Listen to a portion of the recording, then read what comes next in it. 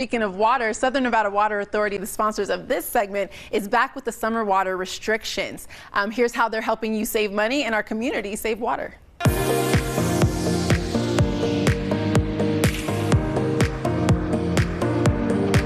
My name's Cory, Enus, and I am with the Southern Nevada Water Authority, and I'm here to talk to you about mandatory summer watering restrictions.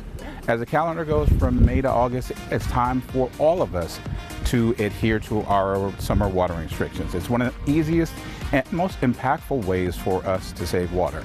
That means no watering between the hours of 11 a.m. and 7 p.m. when the temperature is at its hottest, and that water is going to be lost to evaporation. Absolutely no watering on Sundays. Just because you can water 6 days a week now doesn't mean you have to. You should ramp up, and as the temperatures begin to get hotter, begin to increase the amount of days that you water. Let's talk about the best ways or methods in watering your grass and plants this season.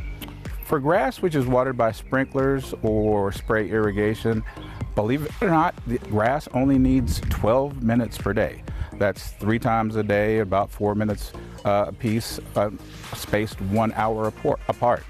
And drip irrigation, your trees and plants need a lot less water, possibly 2 to 3 times a week. All summer, last summer, I never increased my watering past 3 days a week with my landscape. Adhering to mandatory watering restrictions is not only a way to save yourself and our community water, but it's also a way to save you money. You can avoid costly water waste fine, checking your irrigation to make sure it's functioning properly and water's not flowing off of your property can save you water waste fines. They can range from $80 at the beginning all the way up to $3,000, $4,000, $5,000. So it's important to save our community water and save your pocketbook money as well. Making sure that your watering is not occurring during the hours of 11 a.m. to 7 p.m. After each mowing at your property, check your sprinklers to make sure nothing is malfunctioning. Make sure your sprinkler heads are the appropriate size and shape for your landscaping, and none of that water is leaving your property and it's doing what it's supposed to be doing, watering your landscape. Keeping your landscaping functioning properly, making sure none of that water is leaving your property and that it's getting where it needs to be on your landscaping will save you money and will save our community water.